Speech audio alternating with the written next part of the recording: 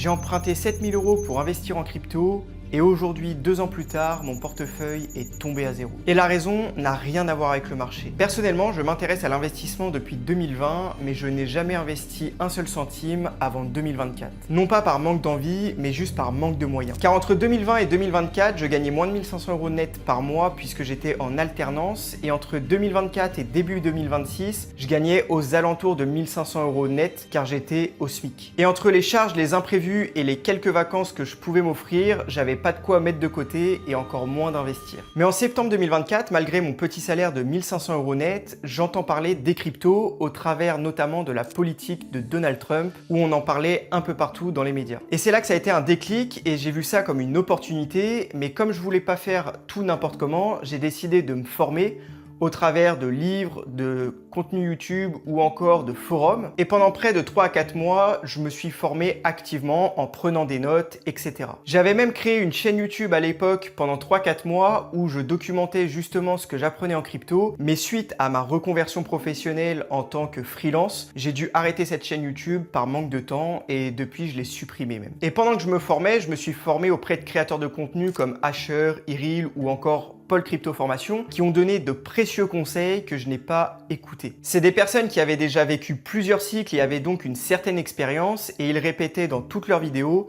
gardez une épargne de sécurité, investissez majoritairement dans Bitcoin et Ethereum, et n'investissez pas tout d'un coup parce que le marché peut aussi bien monter que descendre, et donc il faut rentrer par palier. Et à ce moment-là, je me disais que c'était pas très compliqué finalement et que j'allais pouvoir le faire. Donc pendant ces mois de formation, tout se passait bien, j'avais mis quelques euros pour tester ce qu'était la crypto, faire des transactions, comprendre comment le marché évoluait, etc., etc. Mais en février 2025, je trouvais que ça n'allait pas assez vite. C'est pourquoi j'ai pris une décision qui, avec le recul, est ma plus grosse erreur dans l'investissement.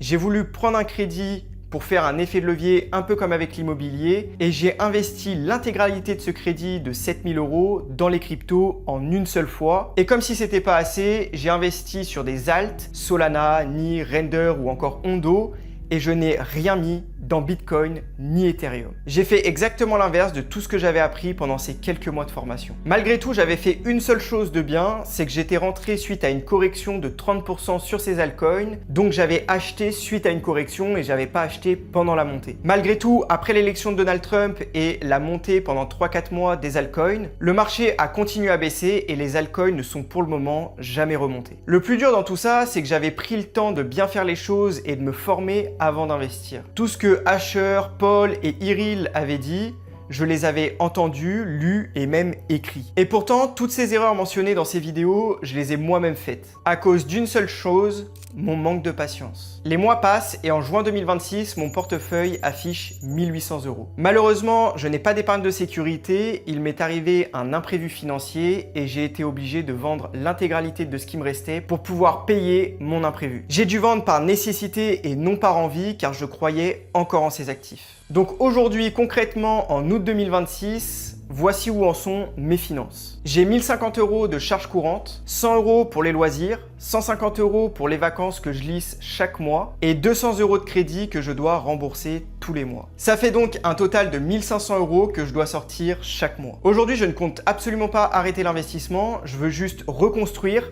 à travers mon expérience que j'ai pu avoir par le passé suite à cette histoire. Et donc c'est pourquoi je vais rembourser l'intégralité de mes crédits, mettre mon épargne de sécurité et investir un petit peu chaque mois afin d'être quand même exposé au marché et continuer à apprendre et prendre en expérience. Et c'est exactement ce que je veux partager sur cette chaîne, mes décisions, mes erreurs, ce que j'apprends au quotidien sur l'investissement et mes finances, mais aussi un bilan chaque mois pour savoir dans quoi j'investis chaque mois, combien il me reste à vivre et pour pouvoir me construire un patrimoine sur le long terme. Si tu veux suivre cette reconstruction mois après mois, abonne-toi et moi je te dis à dimanche prochain 18 h pour une prochaine vidéo. Ciao!